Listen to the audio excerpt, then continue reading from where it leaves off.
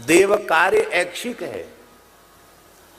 आप नवरात्रि में व्रत न करें, पूजा न करें तो आपकी बहुत बड़ी कोई हानि नहीं है। पूजा करें तो लाभ है, न करें तो हानि नहीं है। लेकिन श्राद्ध पिता का आ जाए आप न करें तो बड़ी भारी हानि है। देव कार्य से पितृ कार्य को अत्यंत आवश्यक कार्य कहा गया। पितृ कार्य का त्याग नहीं, वो ऐच्छिक नहीं है, वो आवश्यक है। और बड़ी दुख की बात है कि देव कार्यों में तो लोगों की रुचि जग रही है, पर पितृकर्म में इस समय बहुत घोर उपेक्षा लोग कर रहे हैं। वैसे तो देखिए आचार्य जी, संध्योपासना आवश्यक है कि नहीं द्विजाति मात्र के लिए, पर स्नान के बाद संध्या पीछे, स्नानांग तर्पण पहले। हम गलत बोल रहे हैं तो बताओ। स्नानांग तर्पण पहले है कि नहीं? इसका मतलब संध्योपासन से भी आवश्यक तर्पण है। कितने लोग तर्पण कर रहे हैं? भैया जीते जी तो पिताजी को एक लोटा पानी नहीं पिला सकते, मरे पीछे क्या पिलाएंगे?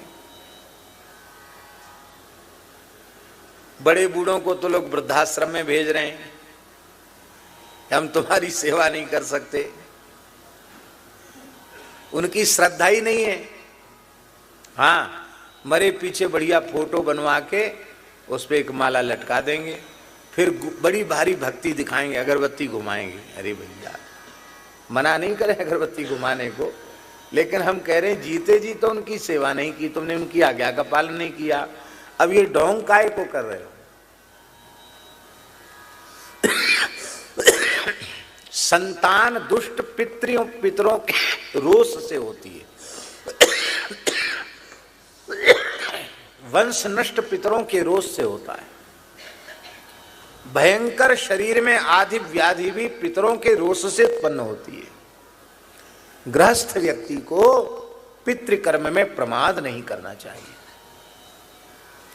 किसी भी तीर्थ में जाकर सविधि तर्पण करना चाहिए, श्राद्ध करना चाहिए। अब श्राद्ध तर्पण की योग्यता कैसे होगी?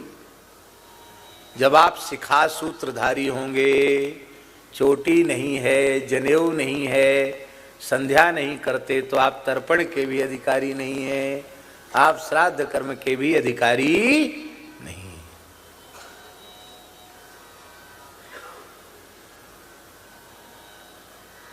चोटी भी रखना पड़ेगी, जनेऊ भी पहनना पड़ेगा।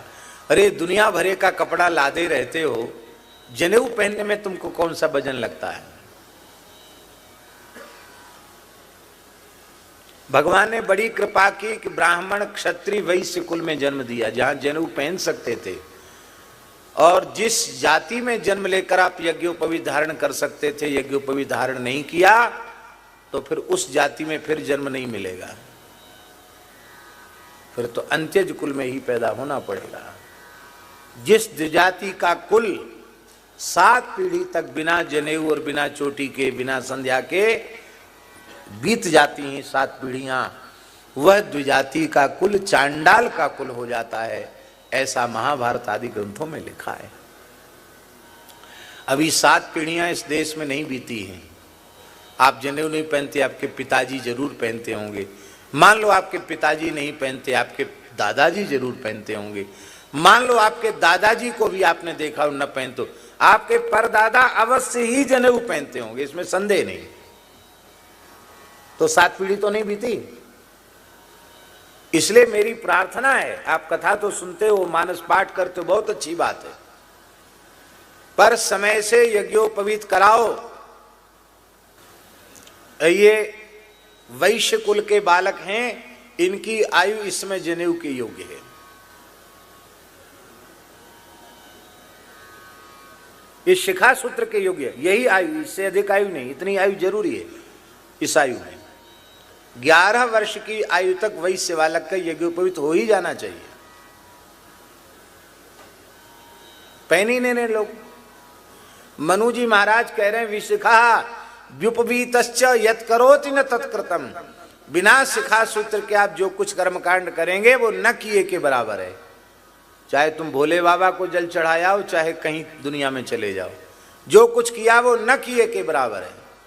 चोटी जरूर रखो, यज्ञोपवीत जरूर धारण करो। हाँ, चतुर्थ वर्ण के जो लोग हैं उन्हें जनेऊ नहीं पहनना चाहिए, पर चोटी अवश्य धारण करनी चाहिए, तुलसी अवश्य धारण करना चाहिए।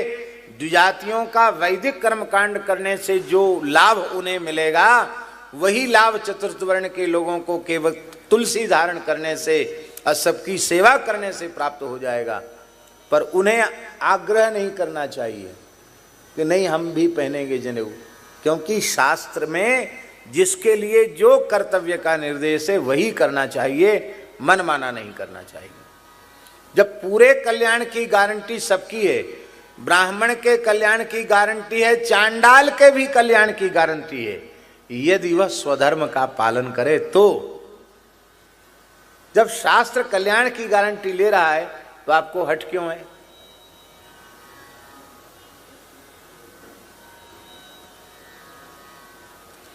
भगवान की भक्ति करने का अधिकार चारों वर्णों का है, लेकिन जनेऊ धारण करने का अधिकार ब्राह्मण, क्षत्रिय और वैश्य इन तीन वर्णों को ही है।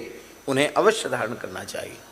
तब आप लोग एक बात कह सकते हैं कि चतुर्थ वर्ण के लोग अपने श्राद्ध तर्पण आदि कैसे करें?